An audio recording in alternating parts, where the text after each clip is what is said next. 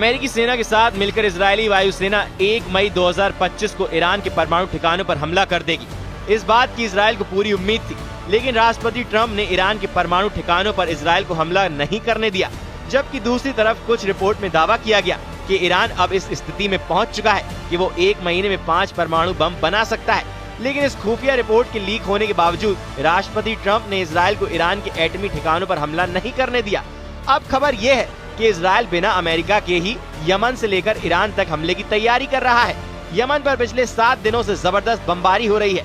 अब तो इजरायल ने यमन के हूती विद्रोहियों के चीफ अब्दुल मलिक को धमकी देते हुए यहाँ तक कह दिया है कि इजरायल अब्दुल मलिक हूती को हमास चीफ हानिया और सिनवारी की तरह मार सकता है। लेकिन सबसे बड़ी और चौंकाने वाली खबर तो ये है कि ट्रंप और नेतन्याहू के बीच गाजा, यमन और ईरान पर हमले को लेकर भारी मतभेद पैदा हो गए हैं, जिसकी वजह से राष्ट्रपति ट्रंप मिडिल ईस्ट में दौरे के दौरान इजरायल तक नहीं गए।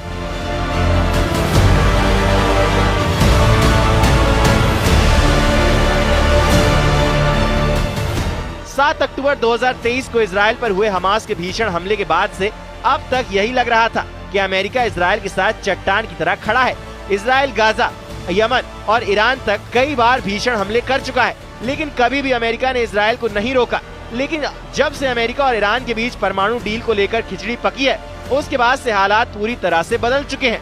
अब इजरायल के लिए राष्ट्रपति ट्रंप वो ट्रंप नहीं रहे जो इजरायल की हर हाँ में हाँ कहते थे। ट्रंप इजरायल को लेकर तेजी से अपनी सोच और नीतियां बदल रहे हैं, जिसका सबसे बड़ा उदाहरण खाड़ी देशों में ट्रंप की 4 दिन की यात्रा के दौरान देखने को मिला। अमेरिका के राष्ट्रपति डोनाल्ड ट्रंप खाड़ी देशों की 4 दिवसीय यात्रा पूरी कर चुके हैं। इस दौरान ट्रंप सऊदी अरब, कतर और संयुक्त अरब अमीरात पहुंचे।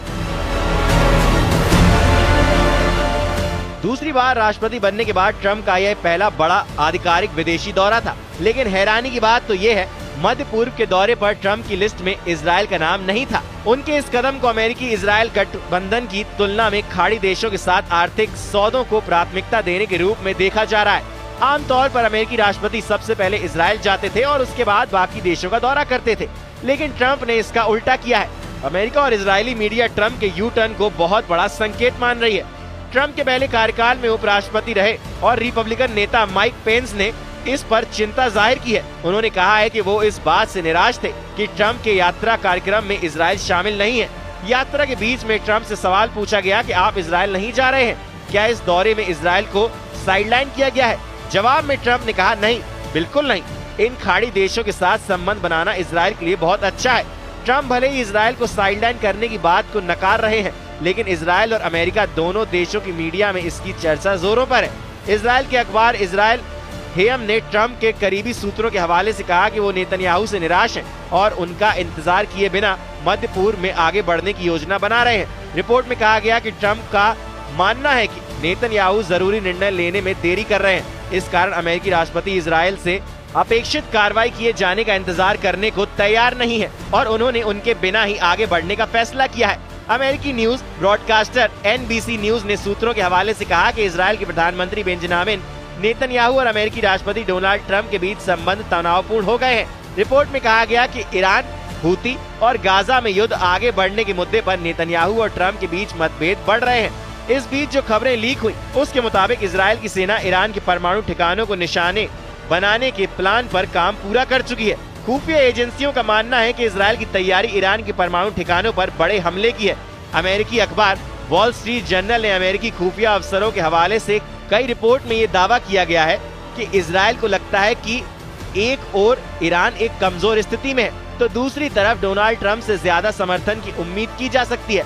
इस रिपोर्ट में ये भी दावा किया गया है कि ईरान भी इजरायल के हमले पर जबरदस्त पलटवार करने की तैयारी में जुटा है। ईरान और इजरायल के बीच लगभग 2000 किलोमीटर की दूरी है। रिपोर्ट में दावा किया गया है कि ईरान के एटमी ठिकानों पर हमले करने के लिए इजरायल F-35, F-16 जैसे लड़ाकू विमानों का इस्तेमाल करेगा। रिपोर्ट के मुताबिक खुफिया एजेंसियों ने दावा किया है कि इजरायल फिलहाल ईरान की हालिया कमजोरियों का फायदा उठाना चाहता है। इधर मिडिल ईस्ट में गाजा युद्ध की वजह से जंग का दायरा काफी बढ़ता जा रहा है। इजरायल को लग रहा है कि अगर ईरान की परमाणु क्षमता को नहीं रोका तो फिर तो इजरायल का वजूद ही मिट जाएगा। इसलिए इजरायल ने ईरान को तबाह करने का प्लान बनाया है। इजरायल के अखबार टाइम्स ऑफ इजरायल के मुताबिक ईरान के फोर्डो और नतांज परमाणु ठिकानों पर इजरायल हमला करने जा रहा है। खबरों में दावा किया गया है कि इजरायल अपने लड़ाकू विमान F-35A और F-15EX को हमले में इस्तेमाल करने जा रहा है। 80 मीटर गहराई में मौजूद ईरान फोर्डो परमाणु ठिकानों पर 3000 पाउंड बंकर बस्टर बम गिराने का प्लान बना चुका है, ताकि 80 मीटर गहराई में ईरान के फोर्डो परमाणु ठिकाने को तबाह किया जा सके। दावा ये भी किया जा रहा है कि 1200 किलोमीटर दूर मौजूद फोर्डो परमाणु ठिकाने को अगर इजराइल के F-35A और F-15EX लड़ाकू विमान तबाह कर देते हैं तो ये ईरान के लिए बहुत बड़ा नुकसान साबित होगा।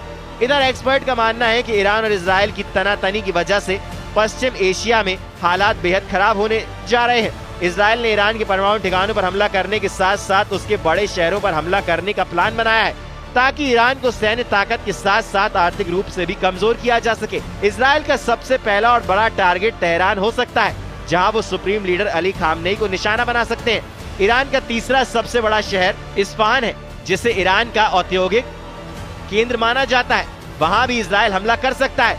ईरान का पांचवा सबसे बड़ा शहर शिराज है, जिसे प्राचीन फारस का एक पुराना शहर कहा जाता है, इसे भी इजराइल ने टारगेट में लेने का दावा किया है।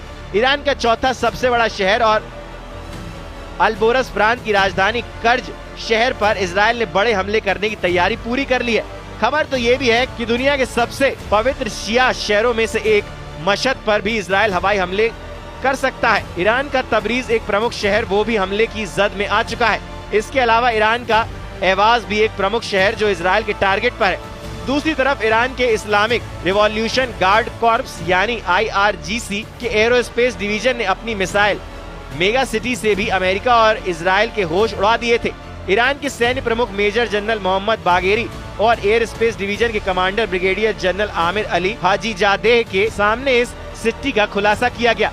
वीडियो में ईरान के टॉप सैन्य अधिकारी इस मेगा सिटी का दौरा करते हुए देखे और यहाँ हजारों मिसाइलें रखी हुई भी देखी गयी। इन मिसाइलों में खैबर शेखर, शहीद हज कासिम, कद्र H, सेजिल और इमाद जैसी सर्जिकल स्ट्राइक बैलिस्टिक मिसाइलें शामिल हैं। इनमें से सबसे शक्तिशाली खैबर शेखर मिसाइल है, जो एक high explosive single stage ballistic missile है। ये मिसाइल अमेरिका के एंटी मिसाइल डिफेंस सिस्टम को भी चकमा देने में क्षमता रखती है, ऐसा बताया जाता है। इसकी स्पीड आवाज की रफ्तार से 2-3 गुना अधिक हो सकती है और इसका इस्तेमाल इजराइल के खिलाफ पहले भी किया जा चुका है। इसके अलावा ईरान ने कई दूसरी घातक मिसाइल प्रणालियां भी दिखाई हैं, जैसे कि शहीद हज कासिम मिसाइल।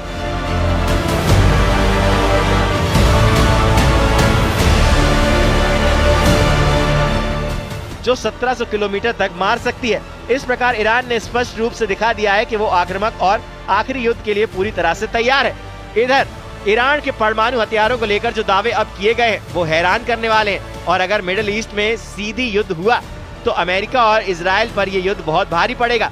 एक रिपोर्ट में दावा किया गया है कि ईरान हर महीने 5 परमाणु बम बना सकता है। हाल ही में अंतर्राष्ट्रीय विशेषज्ञों ने चेतावनी दी थी कि ईरान अपने परमाणु संवर्धन की क्षमता को 3-4 गुना अधिक बढ़ाने जा रहा है। इसके लिए वो 1400 नए सेंट्रीफ्यूज अपने सबसे सुरक्षित परमाणु साइट फोर्डो में लगाने की तैयारी में था। परमाणु हथियारों के एक्सपर्ट और ISI के अध्यक्ष डेविड अल्ब्राइट ने चेतावनी दी थी कि फोर्डो प्लांट में ईरान जबरदस्त परमाणु क्षमता हासिल कर ली है। वो 1 महीने के भीतर ही 5 परमाणु बमों के लिए वेपन ग्रेड यूरेनियम का प्रोडक्शन कर सकता है। ईरान के पास अत्यधिक संवर्धित यूरेनियम का भंडार अब JCPO द्वारा तय की गई सीमा से 30 गुना अधिक है, जिसने ईरान को बेशुमार एटमी ताकत हासिल करने लायक बना दिया है। अब ऐसे हालात में देखना होगा कि इजराइल अमेरिका की मदद के बिना ईरान के परमाणु ठिकानों पर कैसे हमला करता है।